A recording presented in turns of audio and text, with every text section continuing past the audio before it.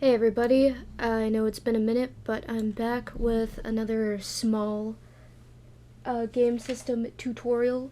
Today I'm going to be going over Kids on Brooms. If you are unfamiliar with what this game is, it involves you and your players playing as kids going to a magic school. This is a rules light system, and I'll get into that in a second.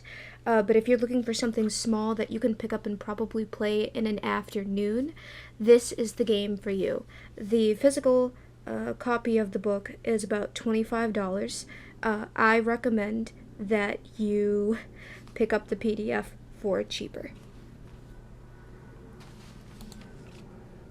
So, like every other video that I've done, Kids on Brooms is a role playing game. And you will be playing as like a witch, a wizard, or whatever you want to call yourself. This is a rules light system, like I was getting into a second ago.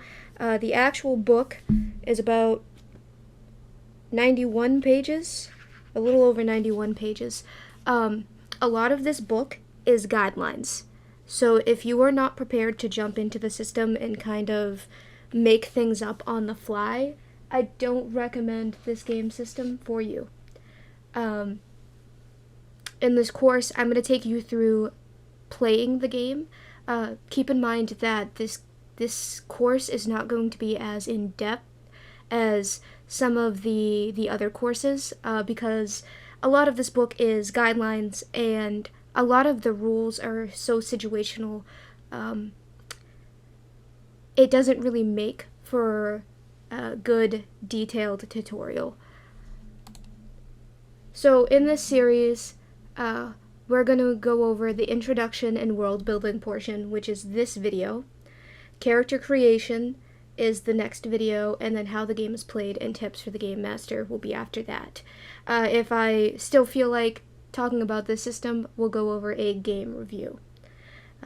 Since this is a rules light system, I'm not going to be spending too much time on these videos. By the time this first video is released, you should be able to watch the entire series from start to finish. The world building section. When you're coming up with the game to play, you should decide early what tone you want to set at your table and what tone you want to set for the game in general. This is something that you're going to want to consult with your players on. You should also decide if you want fantasy races to be present in the game.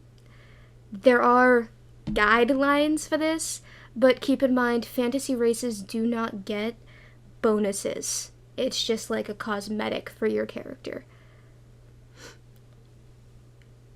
You should also decide if you want to use the Consent in Gaming sheet by Monty Cook Games or X Cards. I know that there's lines and veils as well.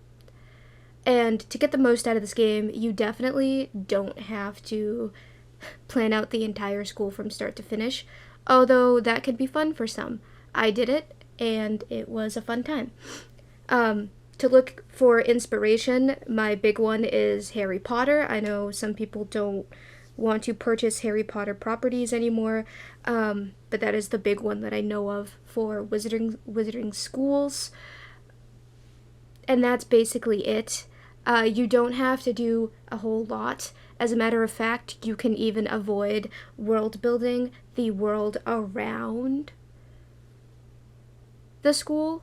Honestly, you can jump into this and just follow the questions at the beginning of the book, and that will be enough to get you started. I hope you enjoy this upcoming course, and next course we will be going over Masks, a New Generation.